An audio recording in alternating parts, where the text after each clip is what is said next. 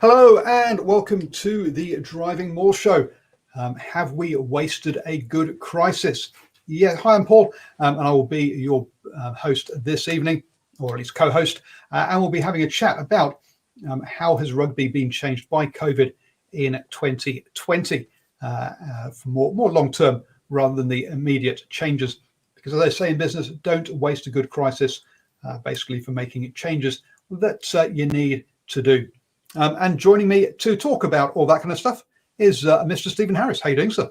Oh, good evening, Paul, and season's greetings to all our viewers and listeners out there on NZ Sports Radio. And once again, a privilege and a pleasure to be on the show. Exactly. Yeah. Sorry. Happy birthday. Jesus. Wrong. Merry Christmas, everybody. Deary me. Yes. This is our first show since Christmas Day. So on the rugby side, anyway, we had the swinging from the hip last night. And hopefully we'll be getting our A-League show up and running soon as well. But before we get into our main topic, Stephen, you said there was a bit of sad news you wanted to first talk about. Yeah, absolutely. Obviously, it's a season where everybody's in holiday mode. Paul, you know, whether you're taking time out with family or even hanging out with friends over the Christmas New Year period. But for a couple of families this year, it'll be sadder than normal because on Boxing Day, one of two men killed in a serious Boxing Day crash was 20-year-old Vilamani Meru Tetau. Now, he was the father of one. He's a former New Zealand Māori under-18 rugby player.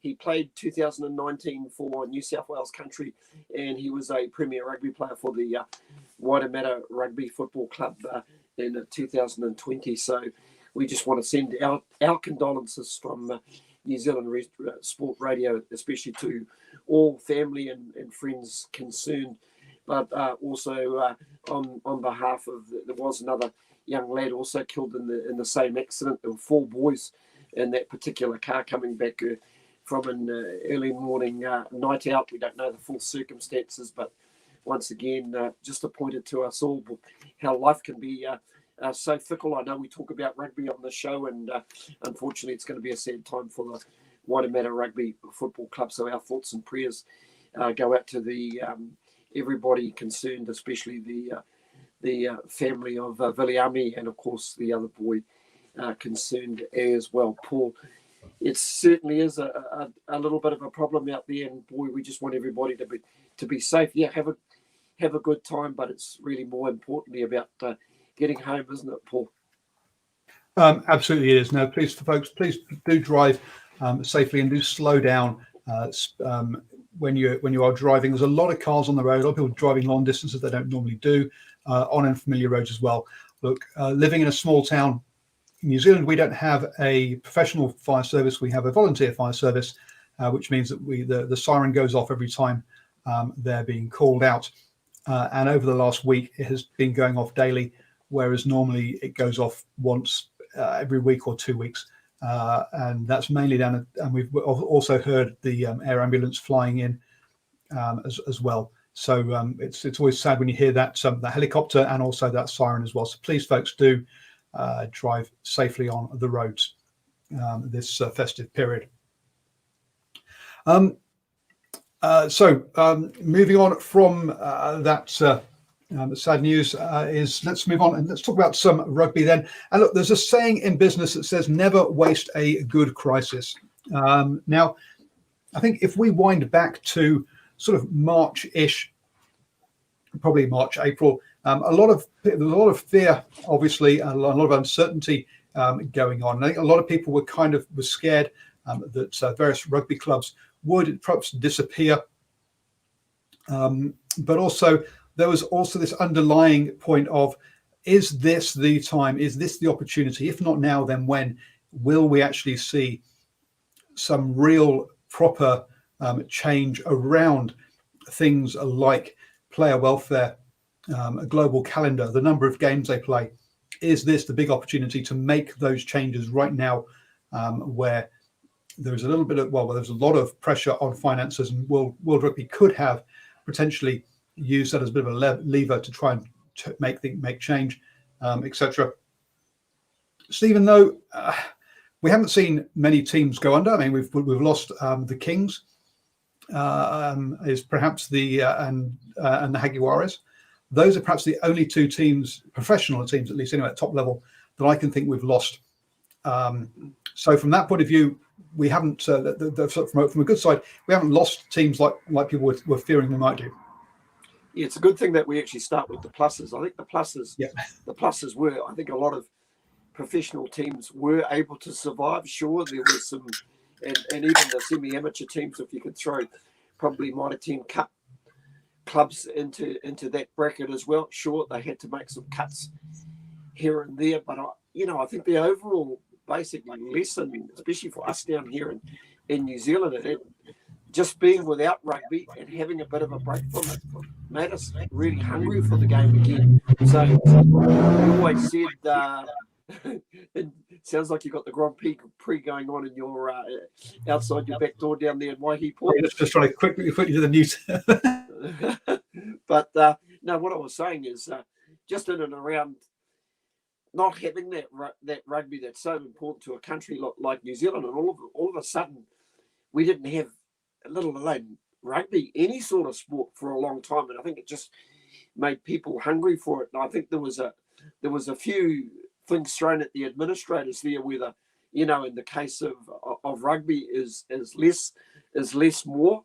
That was sort of one thing to come out of it, but on saying that, when you have got professional teams, they've still got to get paid at the end of the day, and the broadcasters who are also basically looking around scratching for sport, they basically want some professional sport happening. So yeah, there were a few top end lessons I think we learned immediately, Paul.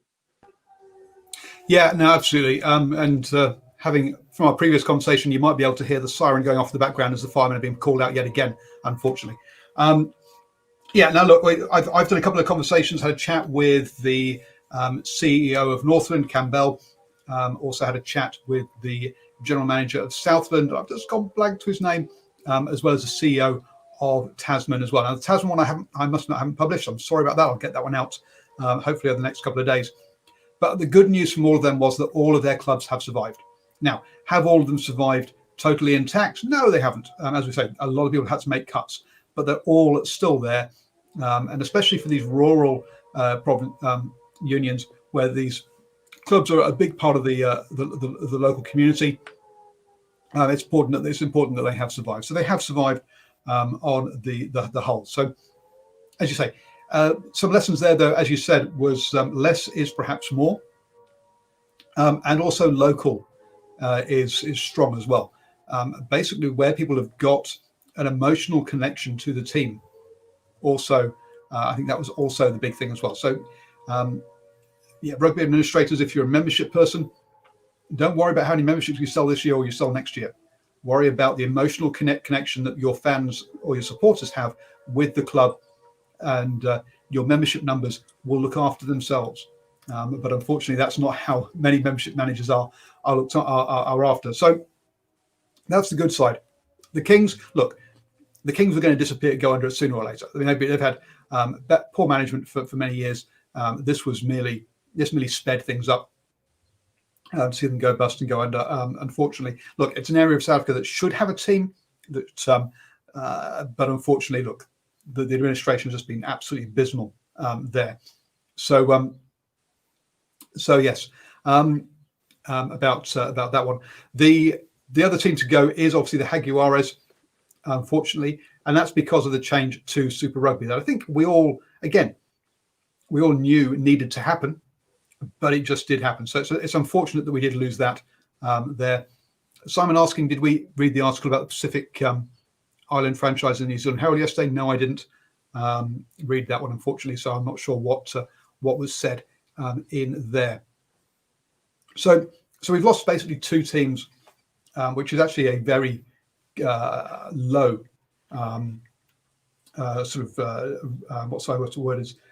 low amount of damage to the team from that point of view.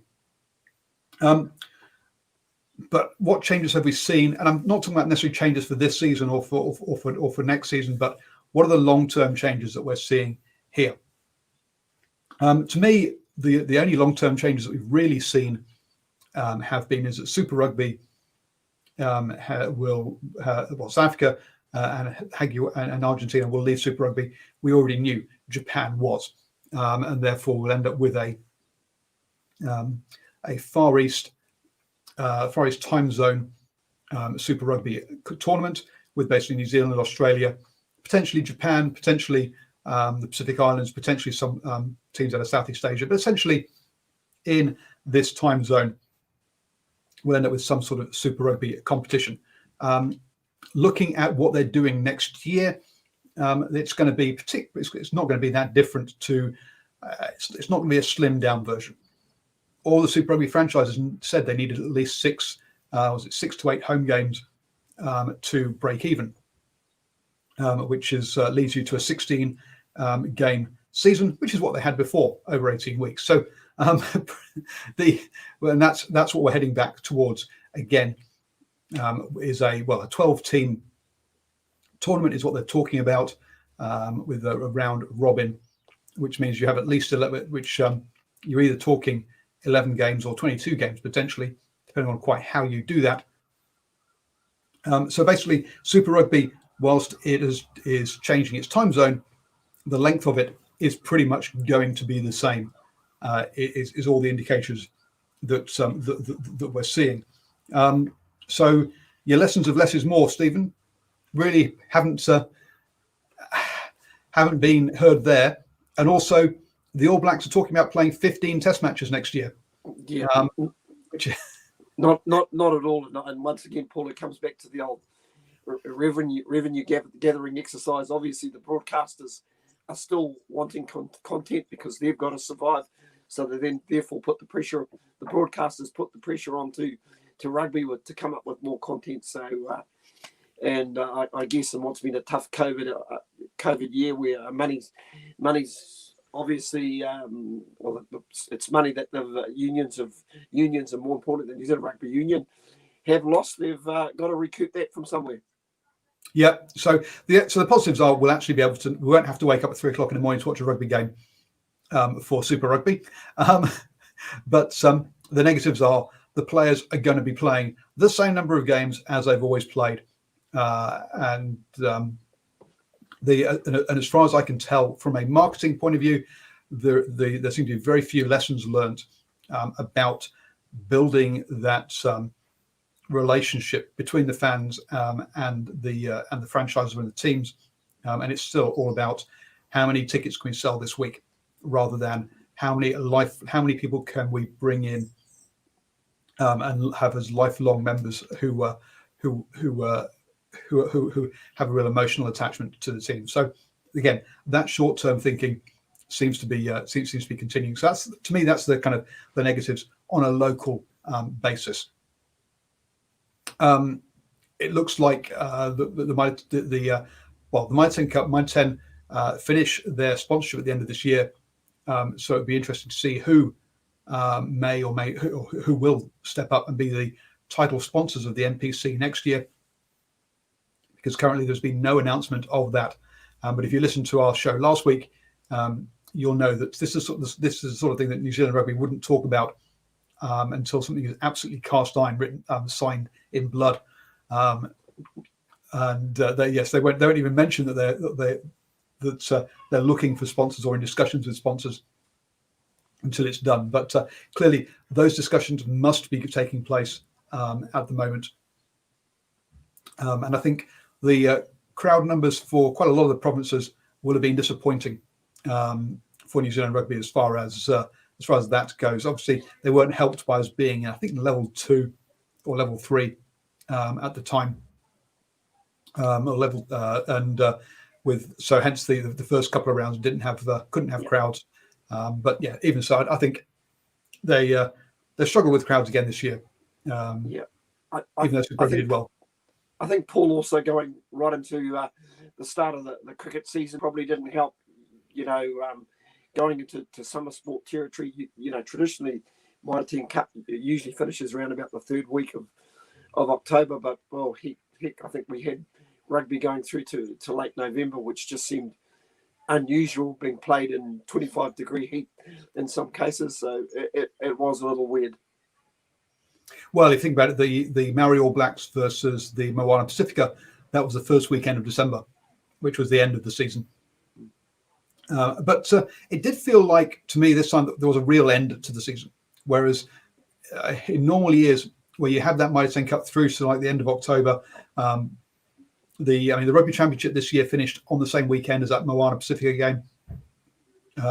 It brought a real conclusion to the season. Whereas the Rugby Championship tends to end, then you've got the third Bledisloe Cup game, then you're into November internationals overseas, and it kind of peters out. There isn't that real crescendo or that real sort of demarcation of, right, the season's stopped, folks. Let's have some time off. It kind of drags on in normal years. So from that point of view, I thought that was that I liked that narrative. But I know we're not going to get that again. Yeah, it's really like you say, it is pretty weird. That season just goes on and on and on, and it's almost like I think if you're a supporter, you're almost thinking, oh my god, I'm totally over it. Trying to end it here, end it now. It's like like sort of like the injured animal with a broken leg. You need to put it down, sort of thing. Paul, so yeah, pretty crazy, really. I suppose from a New Zealand perspective, though. They can be really thankful that they were still able to get crowds along, as they were in Australia as well. You know, you kind of look at the Gallagher Premiership being played in stadiums with really only the reserves and coaches watching the games. You know, New Zealand probably not in too bad a place. But on saying that, I think they went through a little stage where I think they got a bit big for their boots, Paul, around about the stage where they were getting really, really big crowds. Hey, look at us, how great we're going at the moment. We don't need Australian rugby. We don't need South African rugby. So during that point of time, there was a degree of arrogance from the NZRFU because they kind of looked around and, hey, we're the only ones going. Everybody's watching our game. We're watching big crowds. And, man, I don't know if that was the time to really spout, if you know what I mean, because things could change in an instant. And, of course, they did. The last round of games was, well, some games were played in front of no crowds, and of course, the very last game of the season was pulled altogether. Yeah, no, look, they were, and you got to wonder if they've learned anything from that again, because again, it's all the announcements around the potential 11th and 12th teams are coming out of New Zealand Rugby. It's not a joint thing with Australian Rugby. You're hearing nothing out of Australian Rugby around this. So how much of it is a collaboration? How much of it is just New Zealand Rugby saying, we're going to have a Fiji team, we're going to have a Moana Pacifica team. End of story. And Australia, you've got to put up with that. So again, that sense of collaboration really doesn't seem to be there, which is a strange one. Paul, I was about to say, I'm not even sure with Andy Marinos joining Australian Rugby as their CEO. I'm not even sure if there's a Sansa around at the moment.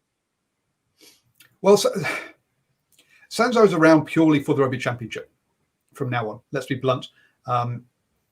With South Africa, we're kind of moving on to this now, moving into the Pro 14, and with Australia and New Zealand organising their own Super Rugby competition. They've been allowed to keep that name.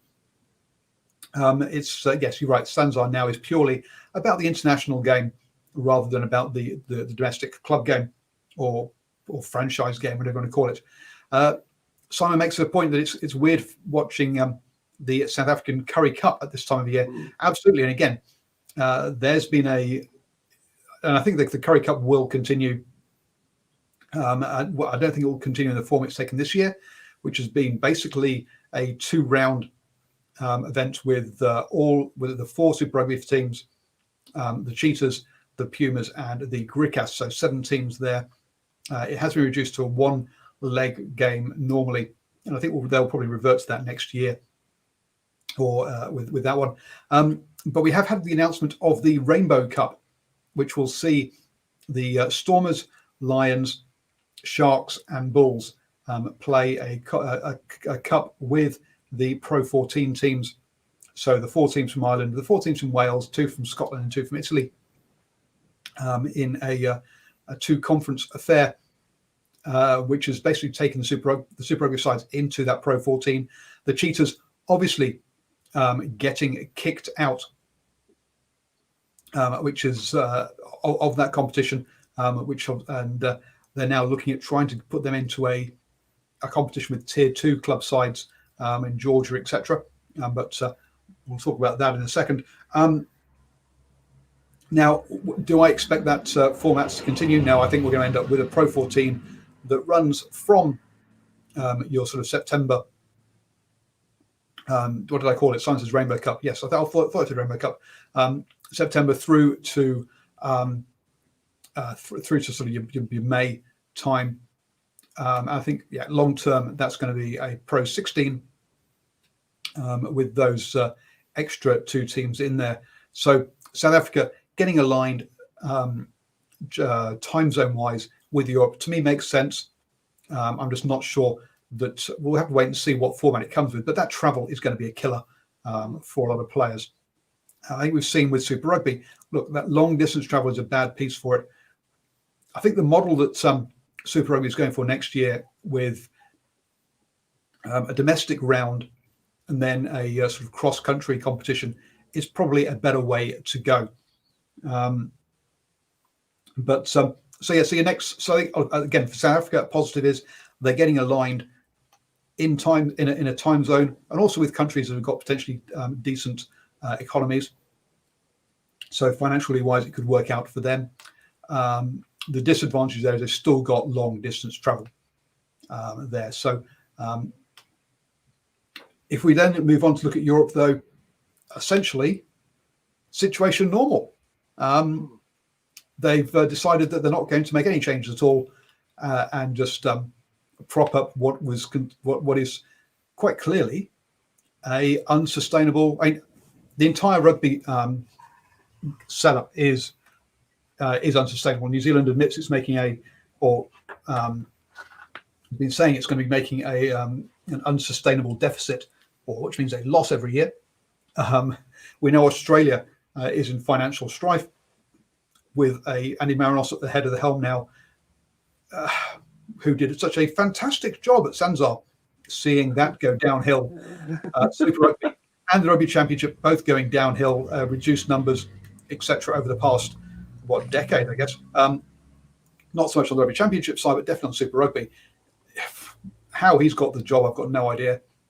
Up in Europe, you've got Nigel Melville, who basically bankrupted USA Rugby, has now been put in charge of the Gallagher Premiership.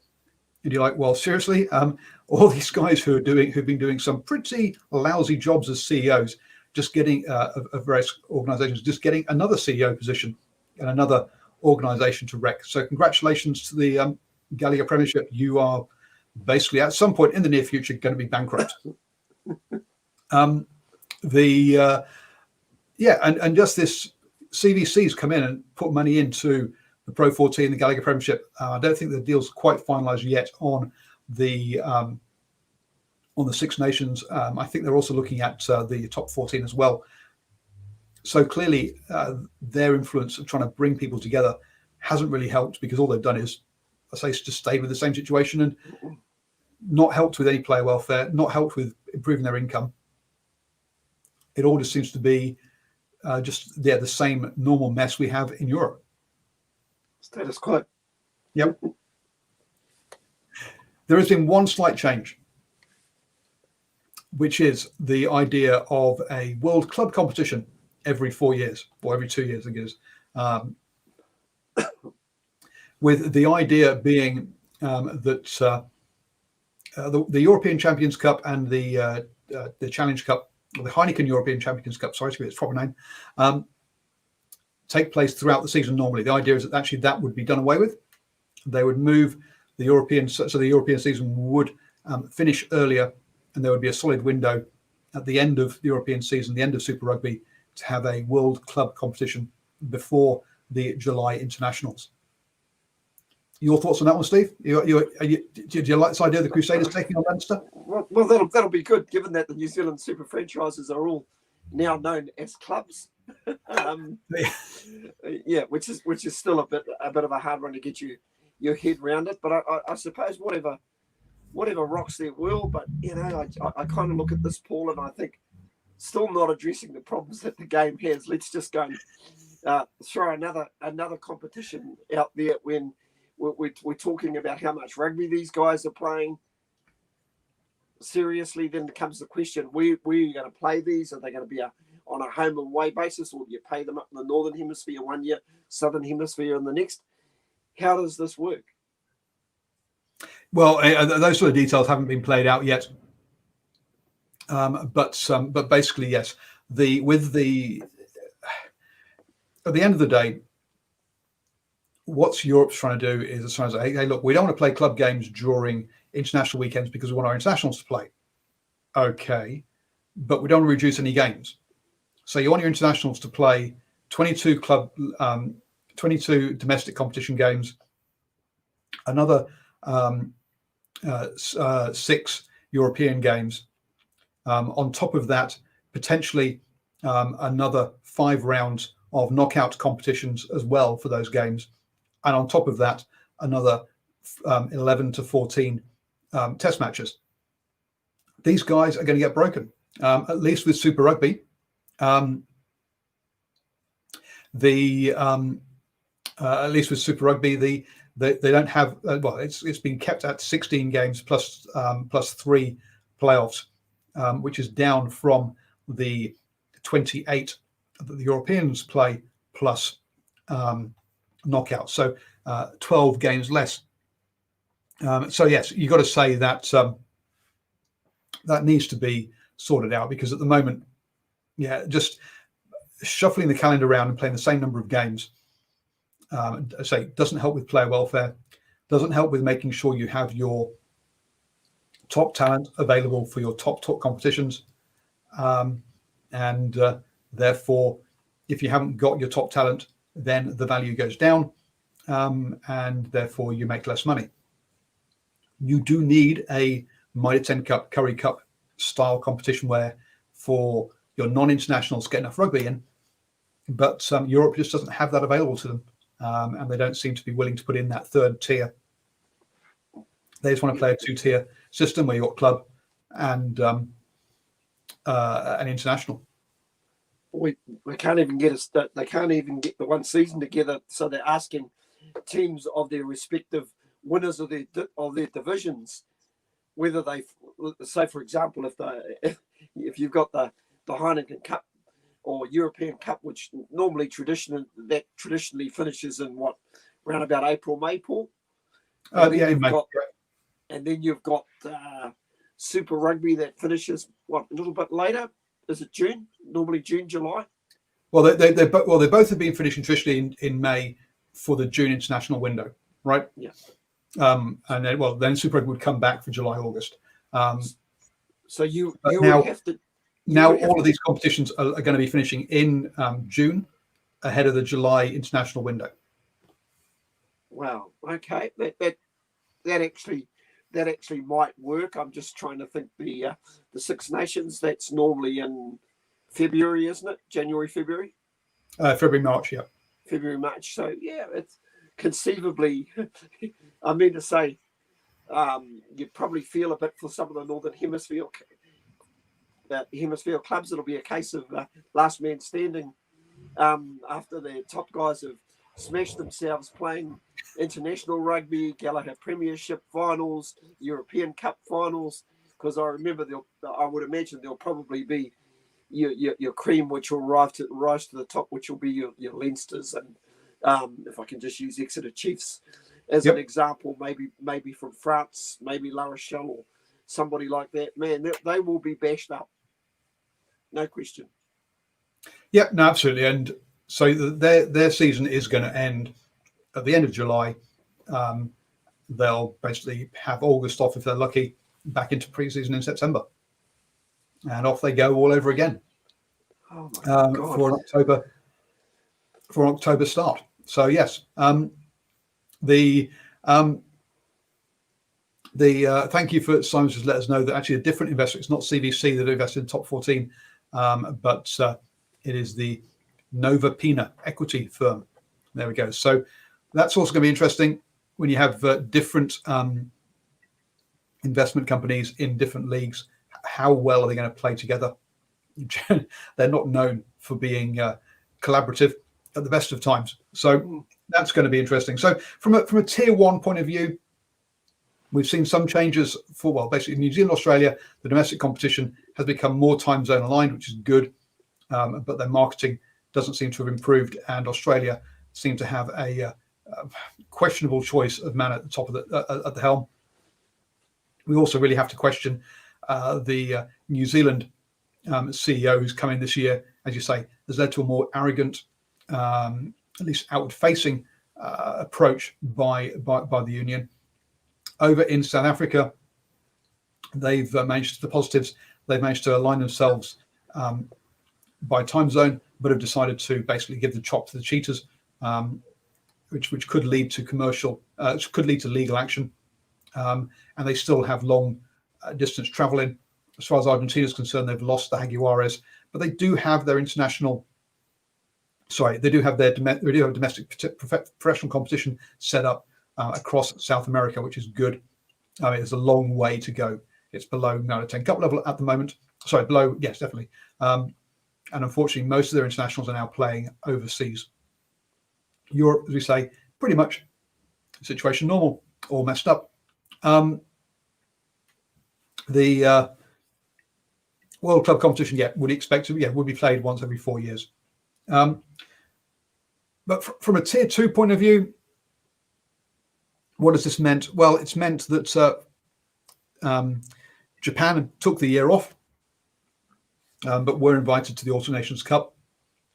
Georgia were invited to the Autumn Nations Cup and showed that they're not anywhere near strong enough to get into the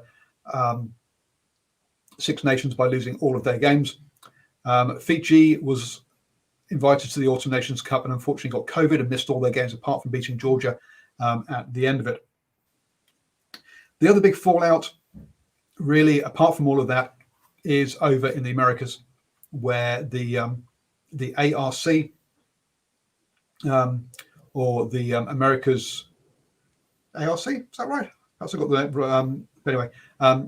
Basically, the Rugby Championship, the Americas Rugby Championship over there looks like that has died a death, and this all comes down to disagreements over over qualification to the Rugby World Cup, and also probably also has some politics going on there around the non-election of Augustin Pichot as World Rugby head.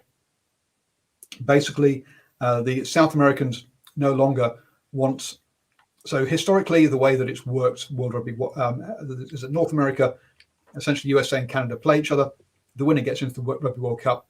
The loser plays the best team from South America, who hasn't automatically qualified, i.e. not Argentina, against Uruguay, and then the loser of that one goes into the repechage.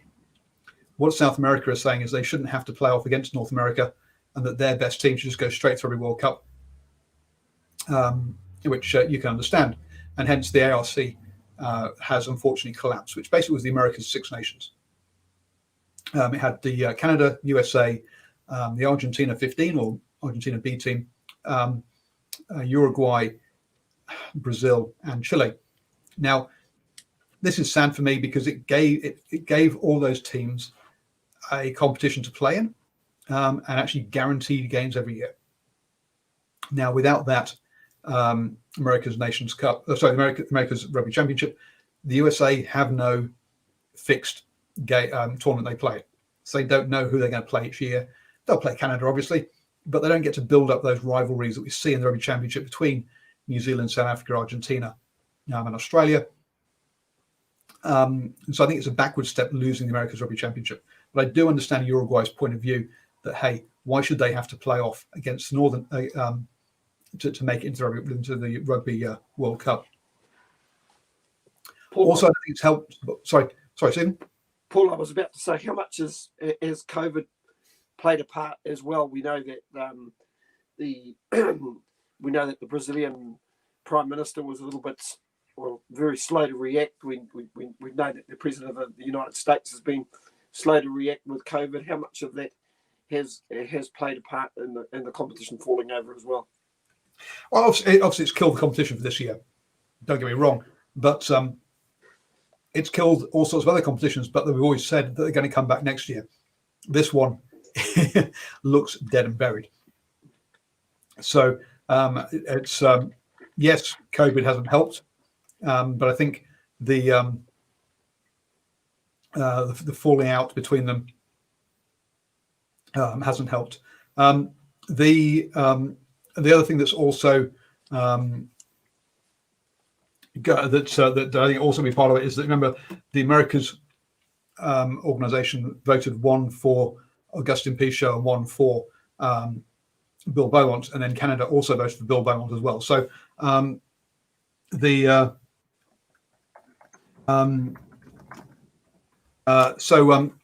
you got to say, I think politically that also didn't help as well. Stephen, you got to say the North America and South America haven't been getting on particularly well in rugby terms recently. As Simon says, yeah, you got to feel sorry for the states, because the America's Rugby Championship clearly could have been commercially viable as well. Because you think about, you've got the American economy, the Canadian economy, both in there, as well as talking about Brazil. You got some big economies, quite a bit of money potentially there for advertisers and sponsors to get involved with. So it's a real shame that the IRC has the IRC has collapsed there. But yeah, to me, I think that's all the change we've seen from COVID. And it's when I think we were talking about ripping up the entire calendar and starting again. It's been a bit disappointing, really. Oh, for sure, Paul. I suppose it'd be remiss of us not to mention women's rugby as well, because obviously, if we think back to when New Zealand rugby kicked off and started, boy, the silence in and around women's rugby from the New Zealand Rugby Football Union was actually quite deafening. And listen, it probably took a wee bit of an outcry. Now I forget the girl's name who played for Wellington, who pretty much jumped on the press and basically said, "Hey, you've put us up there as the in terms of the fastest, women, females have obviously grown the sport in New Zealand. We've got the Rugby World Cup next year, but in terms of what's happening with Farrah Palmer Cup, your silence is deafening." If I recall, that was earlier in the year. That was the Wellington rugby player. Just their name escapes me. Yes, someone that I follow on Twitter, and yeah, we've tweeted backwards and forwards. You're right, I've just gone blank to her name as well. She put out a tweet recently saying that she's while she's financially worse off, she's actually feels much better in herself, and she's had a TV show as well with Sky, which has been good. So yeah, it's Alice Soper. Alice Soper, yeah. Is the person we're talking about there. So it's I guess, and sure, I think what we expected happened there was that we lost the Wallaroos games, we lost the England Test matches. The Women's Six Nations, some of it managed to happen, but not all of it. And we've had as we discussed in the last week, I think it was 2 weeks ago, sorry, the Pac 4, last week we discussed it. Pac 4 has been announced, which is the Canada, USA, New Zealand, Australia women's tournament is going to be going ahead annually in future, by the sounds of things. Next year, they're hosting it in New Zealand. Now, the USA Rugby has talked about this women's international competition, but New Zealand Rugby has, as I say, not said a word about it. But look, clearly it's been agreed. So from a women's point of view, look, there is some growth there. Now, has that had anything to do with COVID? I'm not so sure. I think the top countries outside of the Six Nations were looking at how could they put together a regular tournament that allows them to play women's rugby, because at the moment there's nothing for them. And it's good to see that the Pac 4 has grown out of that. Paul, one thing I will say about the local game, I think women's rugby in New Zealand, or the unions, especially Mitre 10 Cup, and of course later in the season with the okay, you could call them contrived internationals against the Barbarians, but I think they actually took the opportunity to highlight their game and highlight the talent they've got available. And I think for New Zealand women's rugby, there was an opportunity also to unveil a few new players to another level of rugby, players that they wouldn't have necessarily been able to unearth had they been playing internationals against other teams, Paul. Yeah, absolutely. I think one of the points that was made by during my Tasman CEO interview was that he saw the New Zealand Barbarians as being perhaps the fourth best team in the world, after the Black Ferns, France, England, and then the New Zealand Barbarians are probably the next best team. So, and he's got a very good point there, to be honest. So yeah, the quality of those games was potentially higher than you would have seen if other international games had been played. So yeah, no, it was. So from that point of view, it was very good. To me, I think one of the big things is that the most well-known, or a lot of the well-known rugby players are actually playing sevens rather than playing 15s normally. And I think the cancellation of the postponement of the Olympics really helps, because again, having your Ruby Tui's, having your Stacey Fuller, Portia Woodman, etc. Sarah Hiddeny, yeah, exactly. All these players running around in the Farah Palmer Cup was absolutely fantastic for the profile of that game. And I think then also, if we look at the sevens tournament that happened, that had the four teams. That was picked. What they call it now, the sevens tournament that they did for Sky. Oh yes. The Ignite Sevens, yeah. And again, I think if you look at the Ignite Sevens, I think the women got more coverage than the men did in there, and I definitely saw more on social media highlighting the women players. And I think they've actually probably got a bigger profile than the men have in the sevens competition, sevens side. Yeah, Paul, it was great to see. For example, young schoolgirl player from Christchurch, Georgia Miller, running around at Ignite Sevens, and then a week later seeing her running around in the Condole Sevens. You know, wow. You know, how good for a tournament like that to have somebody who showed she was a genuine superstar at Ignite level, superstar on the Ras, beg your pardon, and then dropping back down to play Ignite. And then we saw her again in the New Zealand, was it the schools? No, was that the Condole Sevens? No, I'm getting the Condole Sevens. That was the schools tournament right at the end of the season. Yeah. So it's I say I think it's been pretty good. From, as you say, from that point of view. Unfortunately, I don't think we'll see the sevens players play in the Farah Palmer Cup again. Personally, I think it would be fantastic if they did, but the timing of what is normally having the Dubai Sevens in December probably means that they can't play during that window for the Farah Palmer Cup. Now, it was interesting listening to, and I've gone blank as to the lady's name from Taranaki, who was playing 10 or 12 for them with the green hair. Wonderful player, great interview with her. But talking about how she was having to bulk up for the 15s because she'd normally play sevens. That would have been Gail Broughton. That's right, yeah, Gail Broughton, who was there, who was and talking about how she had to bulk up for the 15s. And so if you're bulking up for the 15s in Farah Palmer Cup and then expecting to play the Dubai Sevens only a month later, I don't think that would work, unfortunately. But I think it was a great fillip for the Farah Palmer Cup to have them for this year.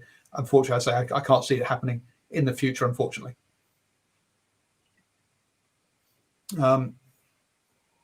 Cool. Those are the kind of topics I was going to have a chat about this week. Anything else from your side of things?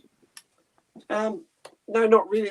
There's nothing else that really sort of sticks out there. Of course, we touched a little bit upon Andy Marinos, and boy, that came out of the blue, and it seems as though there were a few people who were involved who were around the fringes of Australian rugby who didn't know either. So there you go. I will hope that Andy Marinos has a strategic plan for Australian rugby, because he certainly didn't have one for Super Rugby when he was last sitting in that position. So no, that just really came as a huge surprise. Listen, from down this end of the world, it's really the off season for us. So not a lot of information, but well, let's just go back on that Andy Marinos one, because look, Raylene Castle, clearly not everyone's cup of tea, but you could see she had a plan. And look, if you look at how everyone's happy now that rugby is on Channel 7 and not on Fox, that was her call, folks. This was now, sure, she didn't actually negotiate the deal, because by the time, but she was there for the initial rounds of negotiation and for setting that up. So there's got to be a hat tip for her on that one. If you think everyone's been sort of relatively positive about Dave Rennie and the Wallabies, again, that was her appointment, putting Dave Rennie in there. So a lot of the positive stuff that's happened in the second half of this year, perhaps with Australian rugby, has been her stuff that is coming to fruition. Now she's not there. So yes, definitely not. Annie Marinos should not be getting the plaudits for the work that she did in that one. I think she had a rough time and won't get the credit for the good things she did. Sure, other things she didn't handle so great, but I think there was also an awful lot of press out there just to get her anyway. Yeah, don't disagree with what you're there, and of course some of the things that there's a few things coming together on the field as well. I mean, so I think they probably missed an opportunity in terms of the rugby championship pool. It was right within their own grasp, but I actually thought maybe at the end of the day, we've given Dave Rennie a pat on the back, but you've probably got to be a little bit critical in some of those games that they played in Australia, where they probably didn't pay enough respect to the teams that they were playing, didn't take points, kickable points that were on offer. That could have probably been the difference at the end of the day. Went for the jugular and kick to the corner, a little bit like the Crusaders, where they always go for sevens as opposed to threes. But they are a young side. They'll definitely get better. I think probably one of the real key things for them was probably losing somebody like Matt Tamua. He was so good in those in that very first game against the All Blacks. A really good organizer, and you just felt his loss from that Australian team played a really, really big part. So it's just a matter of having those guys like your Tumuas of this world fit. But on saying that, giving a lot more opportunities to the Korobetis of this world and Jordan Pateas, and also they've got they've obviously signed the likes of Suliasi Vunivalu as well, which is really exciting. So it's going to give them, along with Banks at fullback, it's going to give them a real sort of exciting back four, Paul. Absolutely, but if you look at that back line for Australia, essentially all the experience in the decision making, and yes, another car zooming past, all the experience was James O'Connor, Matt Tamua. They lost both of them to injury, having to bring in rookies at 10 and 12 really was at international level is not great. So clearly the injuries definitely hurt them. I think what we saw at the beginning of the season for them was they were much more willing to play for Dave Rennie, and they were wanting to play rugby, wanting to win those 50-50 balls, wanting to put their body on the lines, which we hadn't seen for the past few years under Checker, except for in fits and starts. So yeah, a lot of positivity there from that. Yes, perhaps should they have done better? Should they win the Rugby Championship? Probably. Have they blooded a lot of players who will be good for 2023 and 2027? Absolutely. So yeah, some disappointment short term, but I think long term things looking much brighter for them And, overall. And my other real two takeaways, and basically they're from what happened on the field. We underestimated Argentina and we overestimated the All Blacks. Yeah, well, yes. So here's a question for you then. Was it actually bad for the All Blacks to win the Rugby Championship? Has that papered over cracks? Does that mean that that perhaps certain changes might not happen that should happen? I think the cracks are there for everybody to see, Paul. to be honest, it's not as if they're hidden cracks. I mean, to say you'd have to be a pretty one-eyed sort of journalist to look at that All Black season and go, no, they've won the championship. But boy, if you really look, I know Phil Gifford came out and lauded their performance against Argentina and said, "Oh, that's one of the best All Black performances he's seen in a very, very long time." Really, Phil? You got to win over a real understrength Argentinian team, and it took you a long, long time to break them down. And really, just 3 tries at the end probably inflated what was probably a flattering scoreline at the end of the day, Paul. Yeah, you just got to feel that. Ian Foster's end of season review. I won the only tournament you put me up for. In fact, I won both cups. I won the Bledisloe and I won the Rugby Championship. Therefore, it's a success. Pat me on the back. Give me my bonus. Thank you very much. Let's get on to next season. If that's the approach, then ouch. But that seems to have been some of the comments from players like Aaron Smith. Like, hey, look, we won the only competitions we were put up for. Yeah. Okay.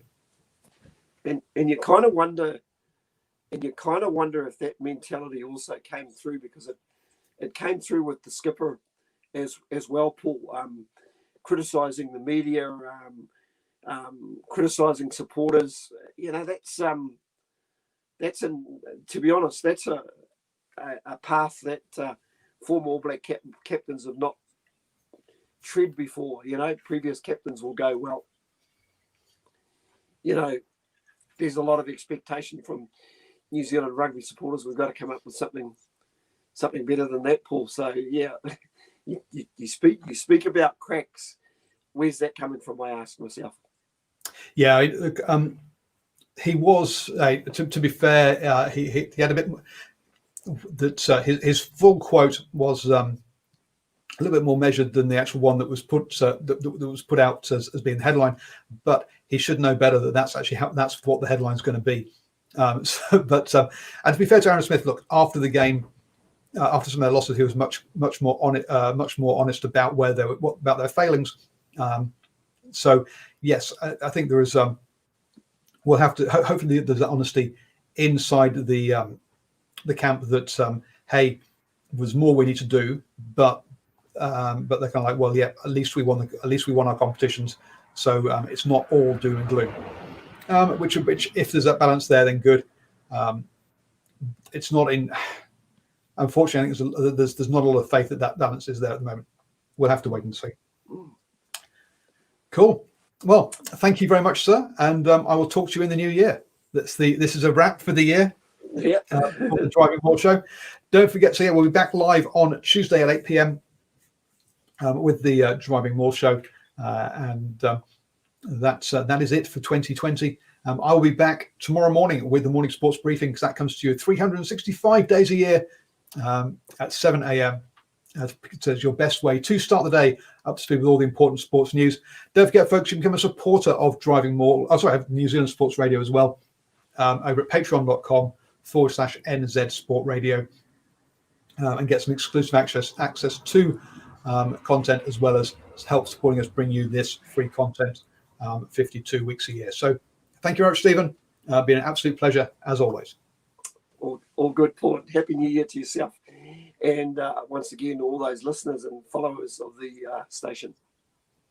Happy New Year.